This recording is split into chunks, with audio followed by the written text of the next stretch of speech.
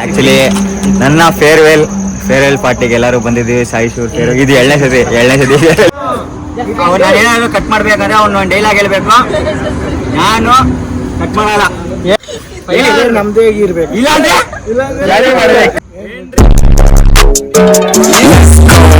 ನೋಡಿ ನೋಡಿ ಇವಾಗ ಅವನು ಬೇಬಿ ಏನ್ ಮಾಡ್ತಿದ್ದೆ ಬೇಬಿ ಚಿನ್ನೆ ಮಗು ಹೊಡಿತೈತಿರಿ ಬಾಯ್ ಕರೆಕ್ಟ್ ಜೋರ ಮಾತಾಡಬೇಡ ಈಗ ಆಡ್ಬಿಟ್ಟೆ.